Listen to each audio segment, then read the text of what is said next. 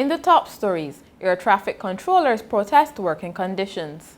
Public transport integration project ready for rollout, and Sri Lanka regained the advantage over West Indies. Welcome to Nation News for Friday, October 23rd, 2015. I'm Natasha Beckles. No matter where you are in the world, at home or abroad, Nation News keeps you connected with what's happening in Barbados through our website, video newscast, and online e-papers. So stay connected with Nation News. Your news, your time, your way.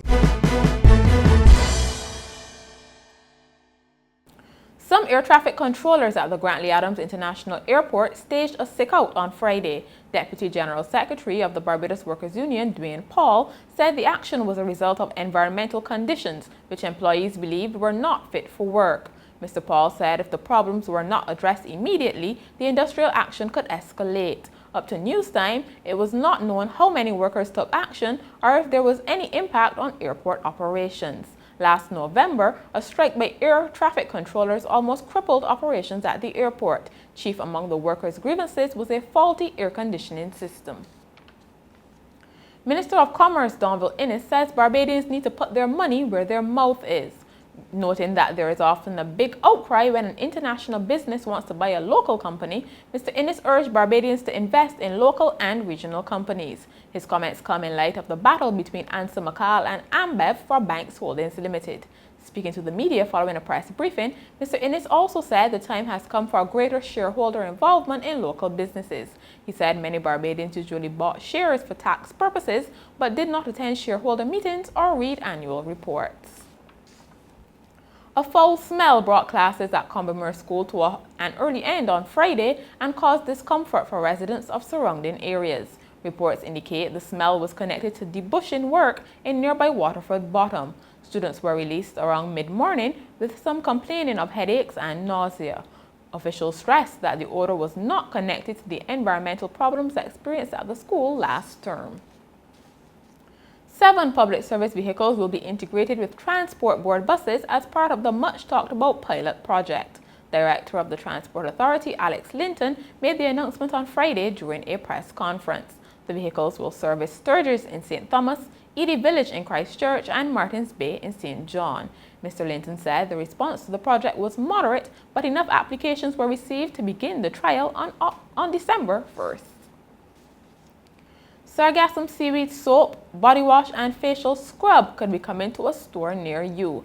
The Barbados Association of Tourism Employees has enlisted chemical engineer Tricia Lord Cummins to develop the products. She spoke to Nation News following a press conference on Thursday. Right now we're just preparing to see what quantities of the seaweed that we would be using or utilizing for this process, how long it would take, the cost that we'd be undertaking, the probabilities of us extending it further on. So at this testing phase, we're not going to give a definite deadline of when we're going to be completing, but we're working at least to have something in a prototype by December. So we would have all 3 products so that our guarantors could be able to see what we're looking at doing. And I'm hoping to do this in conjunction with the University of the West Indies as well. So I would have spoken to them, and I'm just awaiting word from them to see how they can help us or assist us in going forward. Meantime, the association's executive director, Hal Austin, said they have been using a $30,000 grant from the Carib Save Partnership to clear the seaweed from beaches. He said a 15-member team has already cleared the west coast, and by the end of next week, the south coast should also be clear.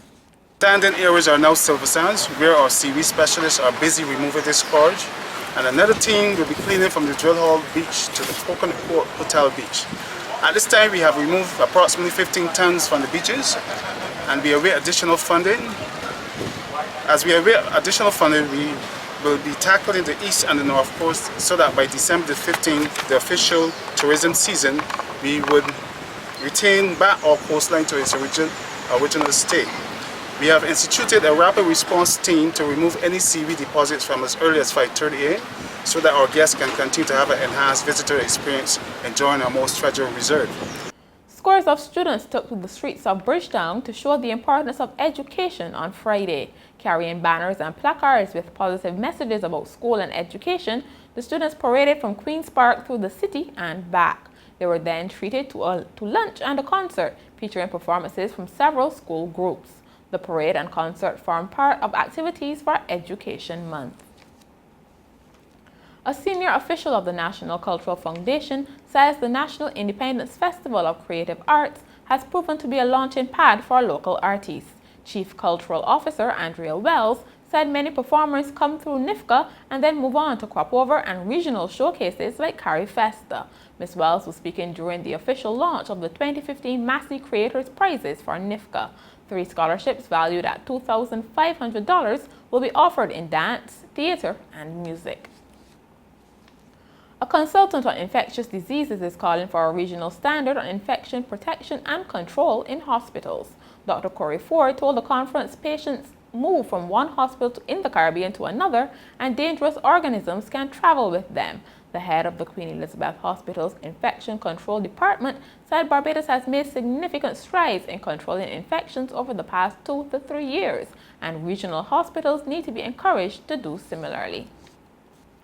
In sport, Sri Lanka now have the upper hand in the second test against West Indies. West Indies began the second day on 17 for 1 after dismissing Sri Lanka for 200, but were quickly all out for 163. Craig Brathwaite top scored with 47. The collapse gave Sri Lanka a first innings lead of 37. They stretched that advantage to 113 as they closed on 76 for 2. And finally, Australian fast food outlet Chicken Treat has solicited a hen named Betty to run its Twitter account by placing a computer in her coop. Recently, the company's tweets have been mostly nonsensical strings of characters typed by Betty as she pecks at or walks over the keyboard. The company will continue the exercise until the hen successfully tweets a 5-letter word in English.